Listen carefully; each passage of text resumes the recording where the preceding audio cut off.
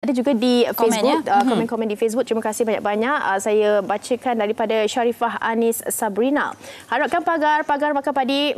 Bila baca saka, bila baca-baca kot, dia typo. Sebagai alasan, saya juga pernah berhadapan dengan alasan tersebut. Bila ada kes terjadi dan saya tegur, lantas mereka yang terlibat menyumpah anak saya supaya jadi seperti mereka. Aduh. Sangat terhina golongan seperti ini di depan nasihat agama, berdegar.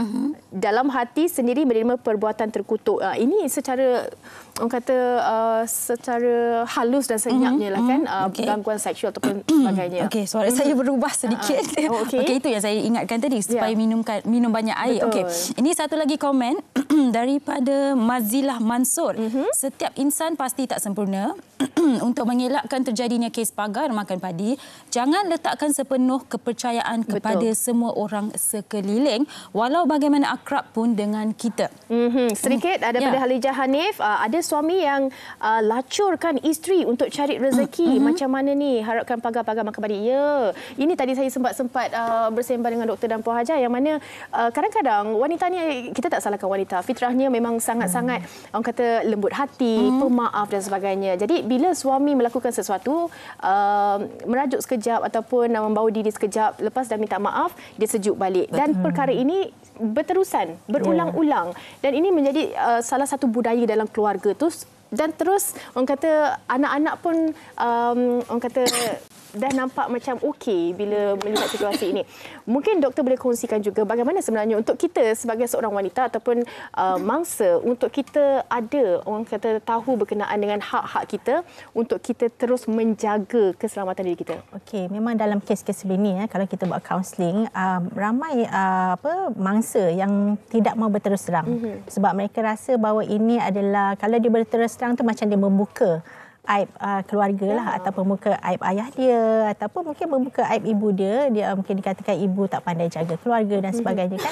So sebenarnya kalau untuk lebih meningkatkan kesedaran lah, kita kena tahu bahawa kalau sesuatu perhubungan tu dah melibatkan physical abuse ataupun penderaan secara fizikal, which sepatutnya tidak berlaku dalam keluarga. Kalau orang dulu-dulu ialah setakat sebab-sebab tu kan, mungkin sikit lah, tak apa tu. Kalau dengan kasih sayang, ada syarat-syaratnya dalam Islam pun, macam mana nak memukul anak dan sebagainya kan. Tapi kalau ada melibatkan physical abuse dan juga mungkin dari segi penderaan emosi, kadang physical abuse ni senang nak tengok lah sebab ada tanda-tanda dan sebagainya. Kalau buat laporan pun lebih mudah. Okay? Tetapi kalau misalnya melibatkan penderaan emosi ni, agak susah kita nak detect unless mereka betul-betul menceritakan berterus terang, mendapatkan bantuan daripada contohnya pakar kaunseling dan sebagainya, pakar psikologi, supaya kita boleh bantu mereka secara cara-cara macam mana nak cope dengan situasi ini dan apa nak buat kalau dari segi undang-undang dan sebagainya. Sebab perkara macam ini tidak boleh dibiarkan kan, kalau terutama sebab kita tahu bahawa pelakunya berada dalam rumah yang sama. So ini risikonya berterusan. Kalau tidak dihalang, kalau tidak diselesaikan masalah ini, benda tu mungkin berlaku recurrence lagi. Okay? Dan kita tak andak bahawa mangsa-mangsa ini, terutama para isteri, kadang-kadang tu ada yang dah membuat laporan polis, tetapi setelah melalui kaunseling dan sebagainya, ataupun si suami datang bertemu dan meminta maaf, memohon untuk menarik balik laporan dan sebagainya, dia pun ubah laporan, kata sebenarnya tak berlaku. And then ada juga yang kita bertemu masa tu beberapa kali sebab berlaku lagi. Contohnya tahun depan datang lagi, tahun lagi satu berlaku lagi. So kita tak nak mereka jatuh dalam cycle lah, cycle di mana mereka rasa bukan quote-unquote selesa. Sebenarnya tak selesa lah kan kalau dah kena penderaan secara fizikal atau penderaan secara emosi dan sebagainya. Contohnya kadang-kadang penderaan emosi ni melalui kata-kata yang mengherdik you. Tiap hari suami ni mengucapkan kata-kata yang menjatuhkan maruah you, ataupun kata you tak cantik, you tak pandai buat kerja, you, dan kata tu sentiasa sampai kadang-kadang isteri ni boleh daripada self-esteem yang tinggi semasa dia berkahwin dengan pasangan dia, jadi self-esteem yang sangat rendah. Yes, dan terus ada yang masalah kemurungan, anxiety. Bila suami nak balik rumah, dia rasa anxiety sebab mungkin rumah tak siap kemas lagi kan, dah diri tak sedia lagi untuk sambut suami dan sebagainya. That's very simple senario tau, tapi bagi orang yang sentiasa berada dalam loop tu, dia terpaksa get used to it. Dan kalau dia tak tahu jalan keluar memang susahlah. Dia akan menghadapinya sentiasa. Tak tahu jalan keluar. Betul. Dah sebut mengenai jalan keluar. Kita nak tanya Puan Hajar. Bagi mereka yang menonton sekarang ini, mungkin mereka tahu seseorang yang tengah mengalami situasi ini. Tidak kiralah sebagai seorang isteri ataupun kawan mereka yang juga menjadi mangsa kepada ibu atau ayah di rumah yang selalu menjatuhkan mereka dan mereka ingin keluar daripada situasi ini, Puan Hajar. Apa yang biasanya boleh mereka lakukan step pertama itu? Okey, sebelum tu kan yang melakukan yang kes yang kami terima lah yang melakukan penderaan ni terutamanya lah penderaan emosi. Penderaan emosi ni biasanya melalui kata-kata verbal ataupun tingkah laku. Jeling ke macam tu kan ataupun tak bagi keluar rumah ke yang itu penderaan psikologi dan emosi ni bukan setakat suami sahaja ataupun isteri, kadang-kadang ibu bapa dan kadang-kadang mertua.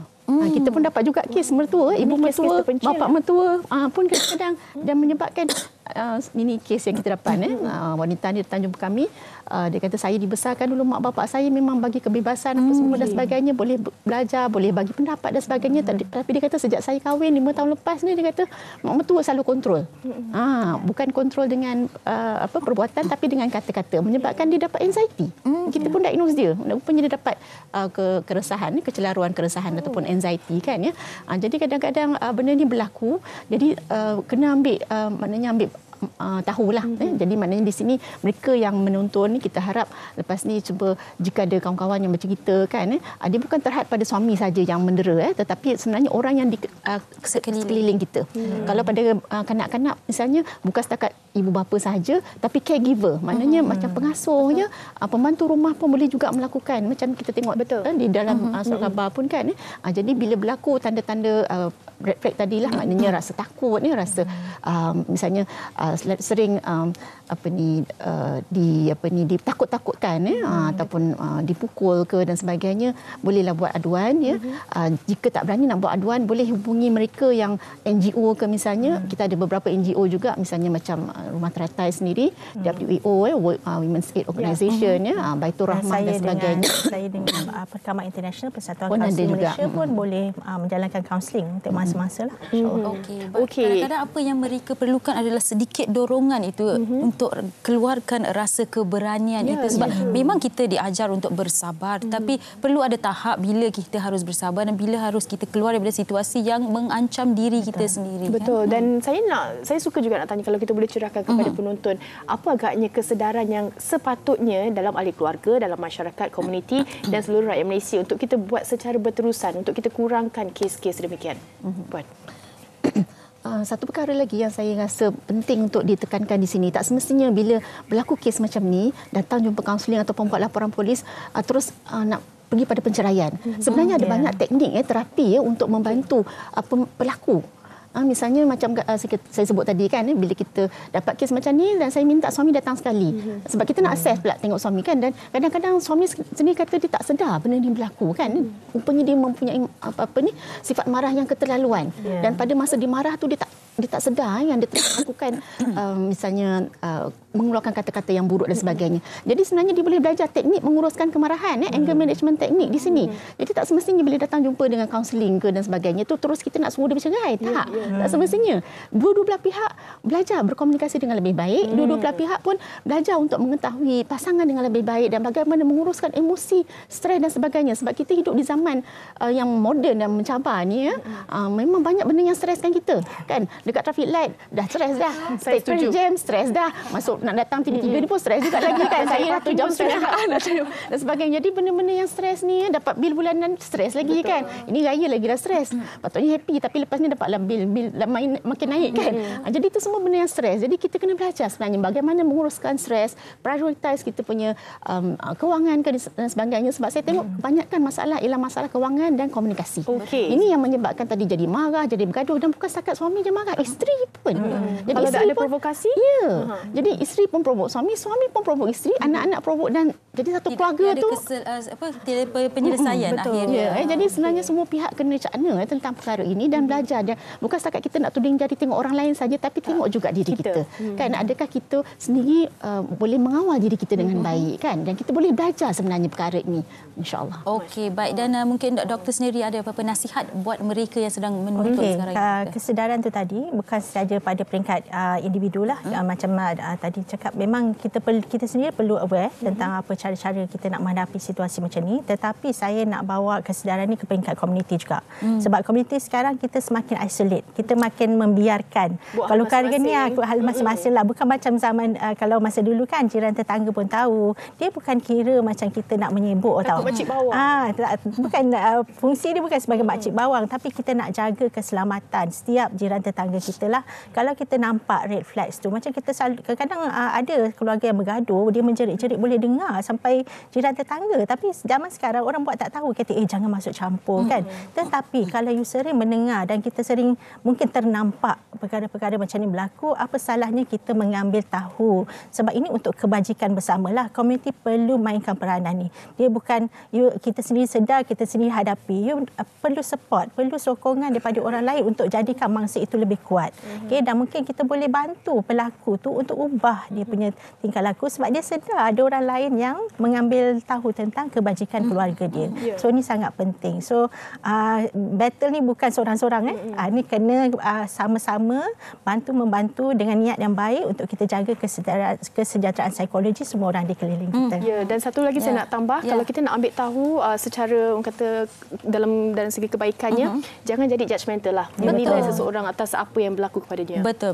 Baik, kami nak ucapkan terima kasih kepada Dr. Ida Hartina dan juga Puan Hajar Azlina atas perkongsian hari ini. Dan terima kasih juga kepada anda semua yang sudi berkongsi komen-komen anda di Facebook, dan semoga apa yang dikongsikan hari ini memberikan pencerahan buat kita semua dan sama-sama kita wujudkan keadaan yang cukup harmoni untuk kita semua tinggal di muka bumi ini. Betul.